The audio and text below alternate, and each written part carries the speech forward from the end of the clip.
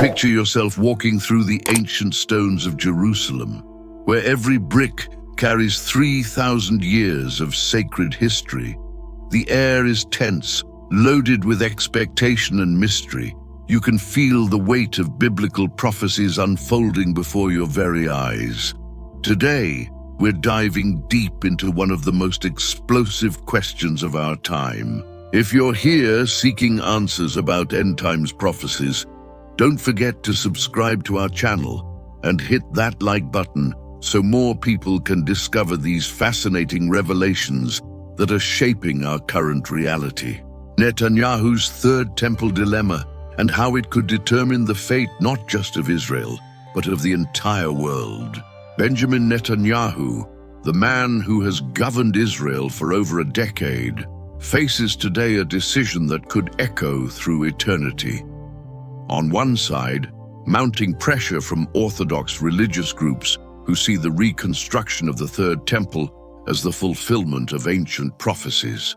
On the other, the international community that fears such action could trigger an unprecedented conflict in the Middle East.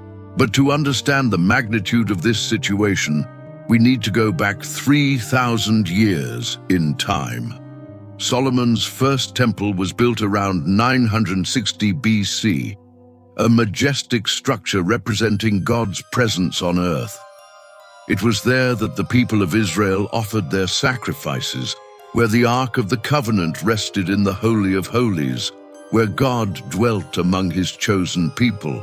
The Bible tells us in 1 Kings chapter 6 that Solomon used 183,000 workers for 7 years to erect this architectural marvel. The walls were lined with Lebanese cedar, the floors covered in pure gold, and 10-cubit-tall cherubim guarded the sacred ark. It was literally heaven on earth.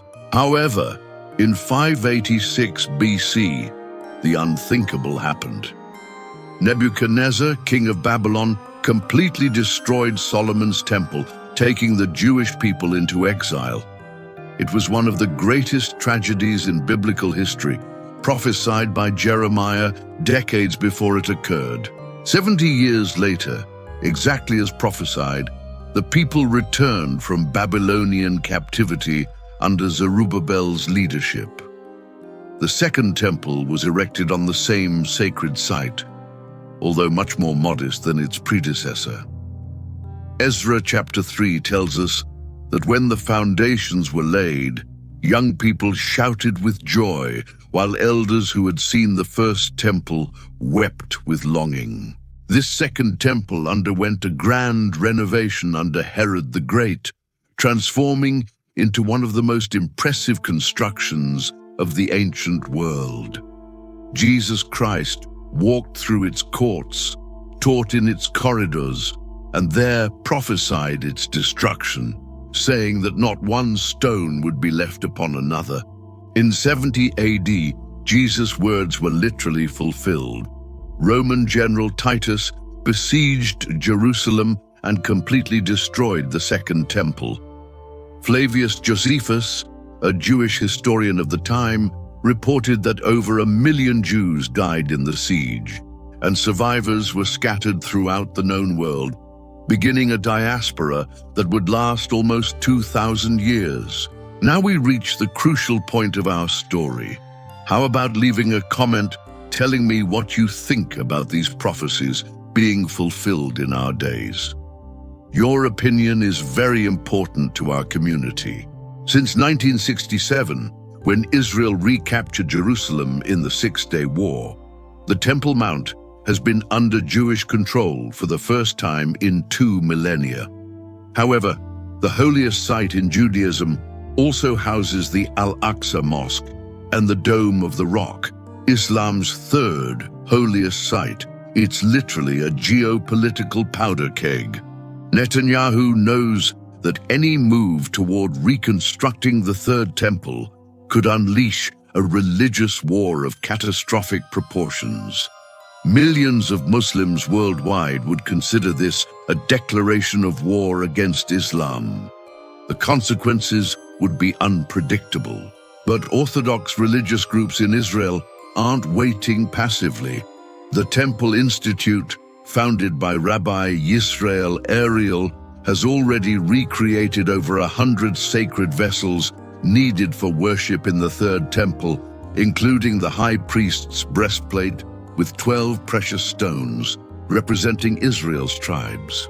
They've even created the priestly garments of white linen, woven exactly according to biblical specifications. What makes this situation even more fascinating is that, according to Jewish tradition, the Third Temple's reconstruction is intrinsically linked to the Messiah's coming.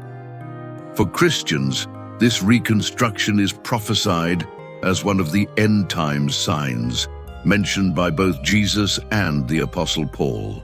The prophet Daniel, in his vision of the 70 weeks, speaks about a period when sacrifices will be restored in the temple, but then interrupted by an abomination of desolation. Many biblical scholars interpret this as a direct reference to the end times Third Temple.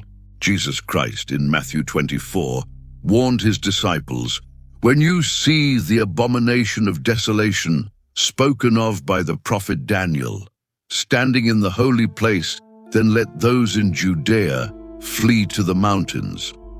These words echo through the centuries, gaining frightening relevance in current days. The Apostle Paul, in 2 Thessalonians, prophesies about the man of lawlessness who sits in the temple of God, proclaiming himself to be God. For this to be literally fulfilled, there must be a physical temple where such an event can occur. Netanyahu is fully aware of these prophetic implications. As a pragmatic leader, he needs to balance his electoral base's religious expectations with the brutal geopolitical realities of the Middle East. One wrong step could result in a war involving not just Israel and Arab countries, but potentially major world powers. Preparations for the Third Temple aren't just theoretical. Israeli architects have already created detailed blueprints based on Ezekiel's biblical descriptions. Engineers have calculated that the structure could be erected in years, not decades, thanks to modern construction technologies.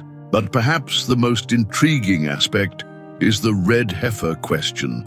Numbers 19 establishes that ashes from a red heifer without blemish are necessary for ritual purification before priests can serve in the temple.